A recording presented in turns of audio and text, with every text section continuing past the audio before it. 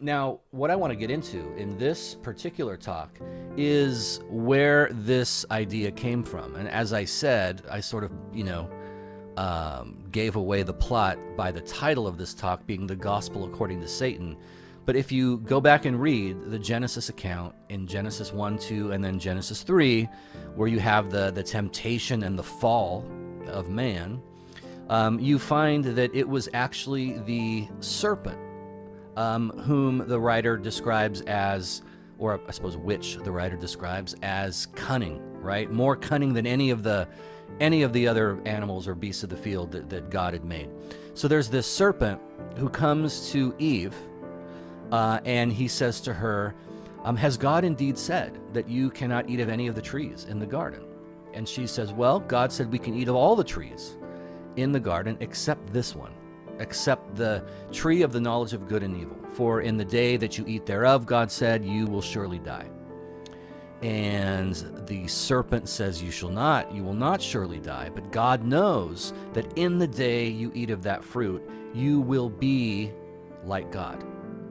And he doesn't want you to have that. He doesn't want you to achieve. So there is something waiting for you. There is a wholeness. There is a completeness. There is a godlikeness that is waiting for you.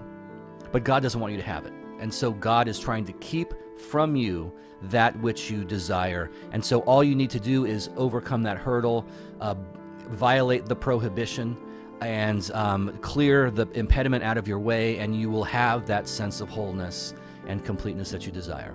And so apparently the fact that the major premise of the American gospel, namely that you're supposed to feel whole and complete, and that the lack and void is not supposed to be there and needs to be cleared, that very message is satanic, right? That very message in its origin is serpentine. It came from the devil, okay? So irony, right? But, that is the message of the American church. The message of the American church is that you deserve to feel all the joy and happiness that you want to feel, and anything in the way is not supposed to be there. It's an intruder, and you need to get rid of it. You need to clear it. You need to overcome that obstacle so that you can be the person that God wants you to be, right?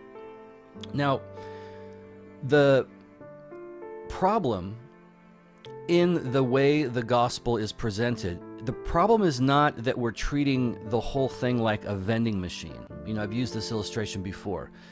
This vending machine approach, the vending machine wants to dispense peace, love, joy, fulfillment, and lasting happiness, but you're pushing the wrong buttons to get it, okay? So you've tried sex, you've tried alcohol, you've tried drugs, you've tried money, all this stuff.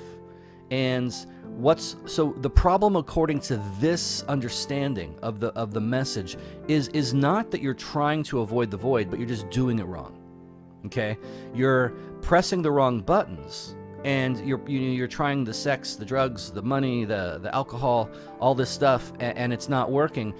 What you're trying to do is correct. You're just pushing the wrong buttons. What you're trying to do is right. You're just doing it wrong. Okay? And so that major premise is exactly what I want to be challenging in this series of talks. I'm reminded of the evangelist Ray Comfort that some of you may be familiar with. He's become quite a sensation, with his films and his partnership with Kirk Cameron, otherwise known as Mike Seaver from Growing Pains. He's kind of taken on a larger-than-life sort of persona. I used to know him very well back when he and his family first moved to the U.S. from New Zealand. I got to know his daughter, and my mom is from New Zealand, and so we became friends with their family, and we spent hours and hours and hours at their house hanging out, playing ping pong, talking, and he say what you want about him and his tactics, he is a sincere guy, and he's one of the few, in fact, that I can think of off the top of my head who actually believes in the message he proclaims. And the reason I say that is because, if you really believed in something like an eternal hell, a place of eternal conscious torment where you'll be sent if you don't receive Jesus Christ, if you really believe that, you should live the way he lives, the way Ray Comfort lives, because he literally preaches in the open air to crowds of people every single day, without exception. At least he did when I knew him, and I'm pretty sure he still does. He would go to the courthouse in Bellflower, where he lived, and people would be lined up outside, and he'd just stand on a crate and preach. And to this day, I think he mostly does it at the Huntington Beach Pier, but he still does it. The reason I bring him up is that he was one of the only evangelists that I knew of back in my Calvary Chapel days who didn't preach this type of serpentine, satanic version of the gospel.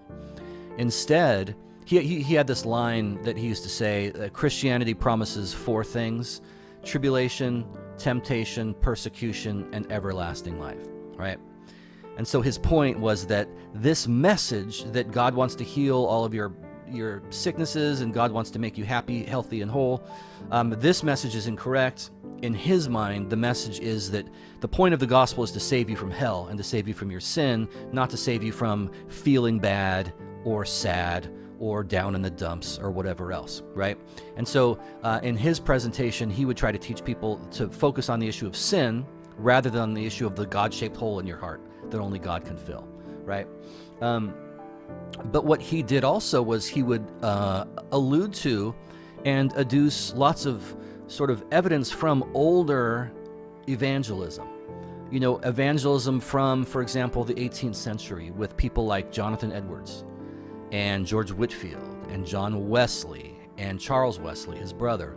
A lot of these older, you know, in some sense, Methodist or Calvinistic Methodist preachers would not candy coat the message, partially because they lived in times that, I mean, you're colonists in this new world trying not to starve to death, you know, or get scalped, you know, so the people's biggest issue was not like, oh, I'm not realizing my full potential, you know. It's like, no, things were a little more real, a little bit more harsh at the time, and so therefore that was the message. That's what the message was.